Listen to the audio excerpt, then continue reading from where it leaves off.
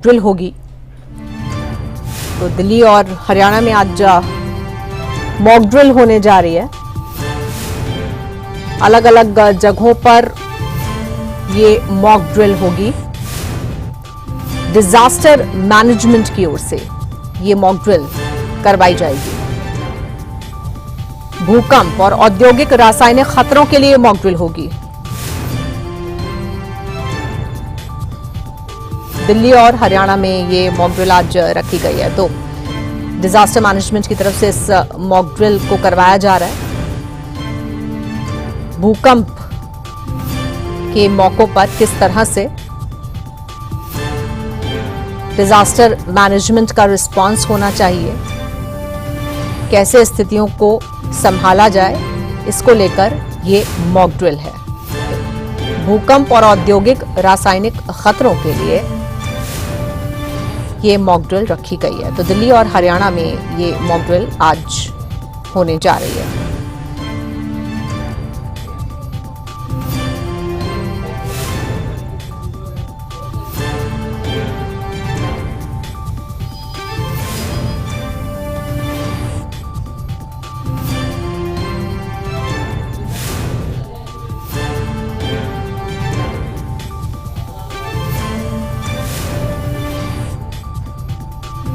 तो ये mock drill आज दिल्ली और हरियाणा में रखी गई है डिजास्टर मैनेजमेंट की तरफ से, जिसमें भूकंप जैसी स्थितियों परिस्थितियों से निपटने की तैयारियों की समीक्षा होगी।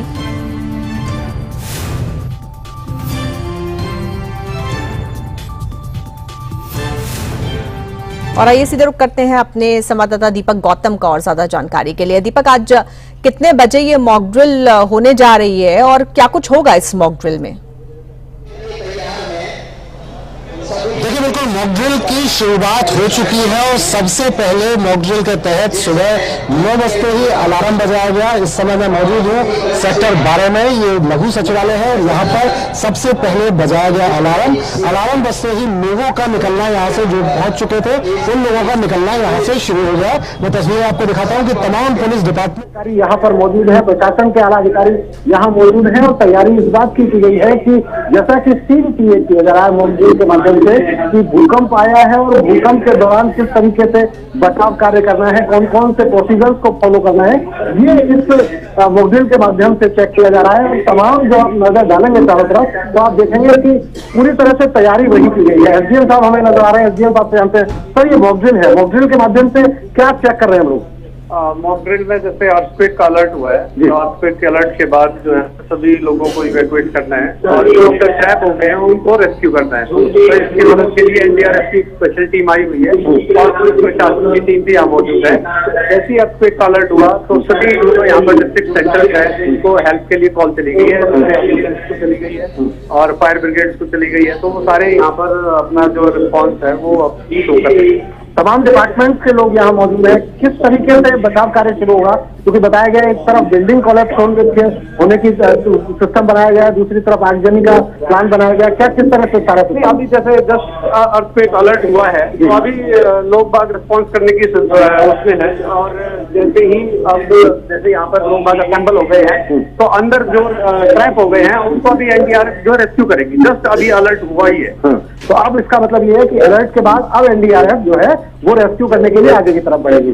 ठीक है, तो ये प्लानिंग अभी चल रही है, अलर्ट हो चुका है, लोगों का निकलना वहां से शुरू हो गया है सेंटर से। और तमाम तस्वीरें अगर आप देखेंगे तो यहाँ तैयारी पूरी तरह इस बात की गई है कि अगर कोई घायल आता है तो उस घायल को किस तरीके से इलाज दिया जाना है। इसके अलावा अगर आप बाकी तरफ देखेंगे तो ये गेट यहाँ बना हुआ है, पुलिस के तमाम अधिकारी यहाँ से अंदर की तरफ आपको जाते हुए नजर आएंगे और कोशिश पूरी तरह से ये कि किसी तरीके से जो पूरा का पूरा सिस्टम है, इस भूकंप की जो आपदा है इसको किस तरीके से बचाना है ये दिखाना है। और ये तमाम जब आप इस टीम को देखेंगे तो बचाव कार्य को करने वाली है और ये पूरी तरह से तैयारी है कि जैसे ही अंदर से मैसेज आएगा कि यहाँ लोग फंसे हुए हैं, कितने लोग फंसे हुए हैं, इसके बाद ये तमाम लोग अंदर पहुंचेंगे और अंदर पहुंचकर रेस्क्यू करते हुए जैसा कुछ बना सकता है कि 9 बजे एग्जैक्ट 9 बजे अलार्म बजा। इसके बाद तमाम तैयारी इस बात की कि अब ये रेस्क्यू ऑपरेशन चलेगा थोड़ा सा लंबा और अब धीरे धीरे तैयारी होगी। ये क्या हुआ है, कितने लोग फंसे हैं, ये देखिए तैयारी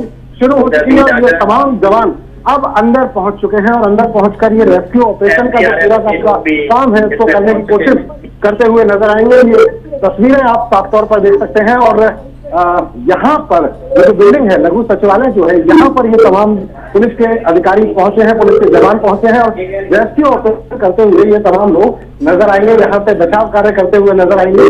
और इसी के साथ साथ मैं आपको दिखाऊं तस्वीरें, तो तमाम तैयारी, कमांडोज की बात करें, पुलिस की बात करें, की बात करें, तमाम लोग यहाँ पूरी तरीके से मौजूद हैं और एक एक जो टीम है ये पूरे, क्योंकि ये 6 फ्लोर का है लघु सचिवालय, तो तमाम फ्लोर्स पर ये टीम जा रही है, तमाम फ्लोर्स पर ये चेकिंग कर रही है। और यहाँ पर तैयारियों की अगर मैं बात करूं कि किस तरीके से प्लानिंग की गई है, कमांडो रूम अलग से बनाया गया है, एनडीआरएफ का स्टोर अलग से बनाया गया है, तमाम पोस्ट यहाँ बनाई गई और इंतजाम पूरी तरह से ये कि जो रेस्क्यू होना है उस रेस्क्यू में कहीं तरह की दिक्कत ना आए। डीजीपी हमें यहाँ नजर आ रही है, डीजीपी से बात करते हैं। डीजीपी साहब, भूकंप की घोषणा हुई है, भूकंप का सायरन बजा है, अब इसके बाद अगला लेवल क्या? देखिए, अभी इवैक्यूएशन का है, क्योंकि अर्थक्वेक का जो है सायरन है वो है कि अर्थक्वेक के कारण बिल्डिंग खाली करानी है, चेक करनी है, उसके बाद इवैक्यूएट करानी है। अगर कोई किसी तरह का इंसान जिंदा दबा हुआ है या कोई मृत अवस्था में भी पाया जाता है तो सभी टीम में साथ में अंदर सर्च कर रहे हैं और वो इवैक्यूएट कराएंगे बिल्डिंग को, पूरा सर्च करके तब इसको खाली कराना है। मॉक ड्रिल का मकसद क्या है? इस मॉक ड्रिल के माध्यम से क्या चेक करना हम चाह रहे हैं? देखिए, डिजास्टर मैनेजमेंट के अंतर्गत स्टेट की तैयारियां चेक की जाती हैं कि किस डिपार्टमेंट की क्या तैयारियां हैं। अगर किसी भी टाइम पर कोई आपदा आ जाती है तो हम सब फुली प्रिपेयर रहे और एक दूसरे से हमारा कोऑर्डिनेशन अच्छा रहे। कोऑर्डिनेशन चेक किया जा रहा है, इसके अलावा तैयारियां पूरी की जा चुकी हैं, तो तमाम तैयारियां पूरी हैं, अधिकारी यहाँ मौजूद हैं। हमें देख रहा था कि हाथ में माइक लिए हमें एसीपी साहब भी नजर आ रहे थे। एसीपी साहब, आप लगातार लोगों को जागरूक कर रहे थे, लोगों को निकलने के लिए कह रहे थे, क्या बता रहे थे? देखिए, बेसिकली आपदा में जैसे ही आती है तो लोगों को अलर्ट करना होता है ताकि सब लोग सेफ एरिया में आ जाए। फर्स्ट प्रायोरिटी है कि जो लोग वर्किंग में फटाफट सेफ एरिया में आ जाए और उसके बाद हमारा रेस्क्यू का जो ऑपरेशन चलता है, जो लोग इंजर्ड होते हैं उनको निकाला जाता है और लास्ट में कोई डेड बॉडीज वगैरह तो उनको प्रायोरिटी दी जाती है। तो एक एसओपी बनाई हुई है, उस एसओपी के अकॉर्डिंग ही सबको अनाउंसमेंट की जा रही थी। एक और अलार्म बजता हुआ नजर आया है और ये अलार्म पूरी तरह से तैयार करने के लिए है।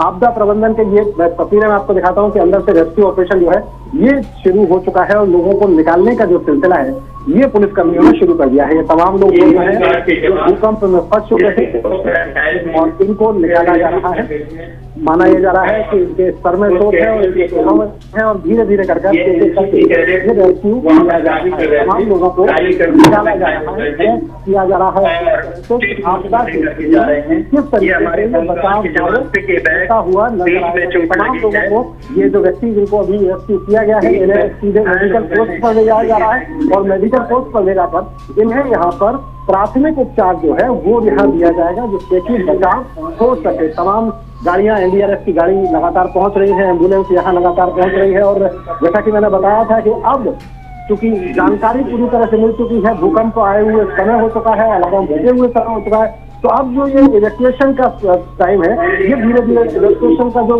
प्रोसेस है ये धीरे धीरे बढ़ता हुआ जाएगा और धीरे धीरे लोगों को निकाला जाएगा। तो अभी इलाज डॉक्टर्स करते हुए नजर आ रहे हैं। तमाम तरीके से कोशिश है वही कि भूकंप अगर आता है तो किस तरीके से बचाव किया जाएगा, किस तरीके से लोगों को निकाला जाएगा। तो इसी बात का पूरी तरह से आज टेस्ट किया जा रहा है मॉक ड्रिल के माध्यम से। और यही तस्वीरें देखिए, एनडीआरएफ लोग ये पहुंच चुके हैं और एनडीआरएफ के तमाम टीम के साथी अब यहाँ पर जाते हुए नजर आ रहे हैं बिल्डिंग के अंदर, पर्टिकुलर पार्ट के अंदर। और पूरी कोशिश यही कि कोई अगर फंसा है तो उसको यहाँ पे निकाला जाए। तो भूकंप अगर आता है तो कितना प्रशासन तैयार है, किस तरह की तैयारियां हैं, आखिर क्या करना है भूकंप आता है, तो इस बात के लिए साफ तौर पर ये तमाम लोग नजर आ रहे हैं, ये तमाम लोग बताते हुए नजर आ रहे हैं, ये तमाम लोग बताते हुए नजर आ रहे हैं। कुछ और लोगों से एक बार देखिए दूसरी तस्वीरें, ये और घायलों को अंदर से निकाला जा रहा है। धीरे लोगों को जो बचाव का कार्य है ये निकाला जा रहा है।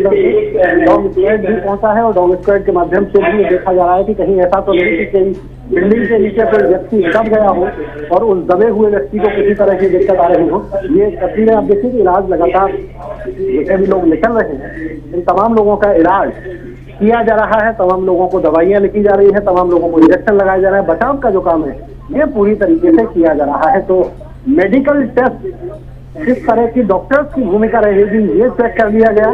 अगर भूकंप आता है तो अंदर बिल्डिंग में अगर लोग फंसे हैं या किसी भी तरीके में लोग फंसे हैं उन्हें किस तरीके से निकाला जाएगा, पुलिस की भूमिका क्या रहेगी, एनडीआरएफ की भूमिका क्या रहेगी, जिसका टेस्ट ये पूरी तरीके से हो गया। एम्बुलेंस पहुंचेगी और एम्बुलेंस पहुंचकर एम्बुलेंस किस तरीके से ले जाने का काम एम्बुलेंस में होगा इन मरीजों को, इसका टेस्ट पूरी तरह से हो गया। तो तमाम जो चीजें हैं, चाहे मेडिकल इक्विपमेंट की बात करें, चाहे पुलिस की बात करें, चाहे एडमिनिस्ट्रेशन की बात करें, तमाम तरीके की चीजों का जायजा इस मॉक ड्रिल के माध्यम से लिया जा रहा है। और यहाँ जो लोग जो प्राथमिक उपचार में दिया गया, प्राथमिक उपचार के बाद इन लोगों को 112 की जो गाड़ी है, एम्बुलेंस है, इस एम्बुलेंस पर बैठाकर यहाँ से इन्हें रवाना किया जा रहा है। तस्वीरें इसी तरीके से लगातार इवैक्यूएशन की सामने आ रही है। महिला फंसी हुई थी, उनको भी निकाला गया है और वो भी अब यहाँ पहुंच गई है, उनको भी दिखाया जा रहा है। तो ये तस्वीरें आप एक बार देखिए कि तमाम पुलिस के आला अधिकारी, तमाम प्रशासन के आला अधिकारी ये यहाँ मौजूद और बचाव का जो काम है पूरी तरीके से ये करते हुए नजर आ रहे हैं। बिल्कुल। और दीपक, मॉक ड्रिल में जो डिजास्टर मैनेजमेंट की टीम शामिल है, क्या इसमें आम लोगों का पार्टिसिपेशन भी है, रखा गया है क्या आम लोगों को भी कुछ इन्वॉल्व किया गया है, उनको भी ट्रेन करने के लिए कि ऐसी स्थितियों से कैसे निपटना? ये जान लेते हैं डिजास्टर मैनेजमेंट को जो देख रहे हैं, जो पूरे के पूरे प्रोसेस को चला रहे हैं, उनसे एक बार चला रहे हैं डिजास्टर मैनेजमेंट से आप हैं, आप बताएं कि तमाम प्रशासन के आला अधिकारी, पुलिस के आला अधिकारी, एनडीआरएफ के लोग तो हमें नजर आ रहे हैं, क्या आम लोगों को भी इसमें शामिल किया गया है कि आम लोगों को पता चल सके कि क्या कर रहे हैं? जी, इसमें सिविल डिफेंस के वॉलंटियर हैं, होम गार्ड के वॉलंटियर हैं, आपदा मित्र हैं, सभी लोग इसमें लगे हुए हैं और एनसीसी कैडेट्स भी हैं, एनएसएस के लोग भी हैं, तो वो सभी इसमें अपना योगदान कर रहे हैं। जिसमें कि एनसीसी के एक कैडेट से चोट लग गई और सिविल डिफेंस के एक वॉलंटियर की टांग टूट गई और उसको जो है फर्स्ट एड पोस्ट पर लाया गया है और अभी एनडीआरएफ की टीम आ चुकी है, वो सर्च एंड रेस्क्यू कर रही है। पता चला है कि थर्ड फ्लोर पर जो हमारे लोग नहीं पहुंच पाए थे, वहां पर 20-25 कैजुअलिटीज का बताया जा रहा है कि निकल नहीं पाए थे। अच्छा, एक चीज बताया कि ये तो आप पहुंच चुके हैं, हाँ। आपने बचाव कार्य शुरू कर दिया है, लेकिन भूकंप आता है, वहाँ प्रशासन के लोग मौजूद नहीं है और आम आदमी अगर फंसा हुआ है, तो भूकंप आने की स्थिति में सबसे पहले आम व्यक्ति क्या करे? सबसे पहले क्या होता है, जब भूकंप आता है तो डिप्टी कमिश्नर के पास में आरओ होते हैं, वो उनके पास खबर आती है और वो संबंधित विभागों को खबर देते हैं। मैं कुछ और जानना चाह रहा हूँ, मैं जानना चाह रहा हूँ कि ये जानकारी तो आप जब करेंगे आपके माध्यम से हो जाएगी, लेकिन आदमी घर में फंसा हुआ है, अचानक भूकंप आता है, तब क्या करना है? उनको सिर्फ क्या है 112 पे कॉल करनी होती है कि हम फंस गए हैं, तो 112 के माध्यम से हमें पता चल जाता है कि उस एरिया में इतने लोग घायल हो गए हैं, ये मकान गिर गया है, दुकान गिर गई है या इसमें दब गए हैं, तो फिर हम वहाँ पर अपनी टीम को भेजते हैं। खुले में निकल जाए वो तो उनको पहले जो है डक कवर होल्ड का प्रशिक्षण दिया जाता है स्कूल कॉलेजों में कि जब भी भूकंप आता है जहाँ पर भी है वहाँ पर छुप जाए। तो पहले इस चीज पर हम कार्य कर चुके हैं कि अधिकतर लोगों को जगह जगह जाकर के RWA में मतलब जो कि इस प्रकार घटना होती है तो कहीं भी खुले मैदान में निकल जाए और अपने सिर को ढक ले और पैनिक ना फैलाएं। संबंधित नंबरों पर जो हमारे QRT नंबर हैं उन पर फोन करें। ठीक है। भूकंप आता है तो करना क्या है? करना सिर्फ ये है कि पहले तो जहां पर भी आप है वहां से निकलें, आप कोशिश करें कि किसी ऐसी जगह छुप जाए जहां से कि आप बच सकें, खुले में आने की कोशिश करें पूरी तरह से, और अगर आप नहीं आ पा रहे हैं तो ऐसी जगह करें जहां आपके ऊपर कुछ हो जिससे कि आप पूरी तरह से हो पाए। फिलहाल लगातार तस्वीरें आप देख रहे हैं, लगातार तस्वीरों का दौर जारी है। ठीक है दीपक, बिल्कुल ठीक है, बहुत शुक्रिया आपका।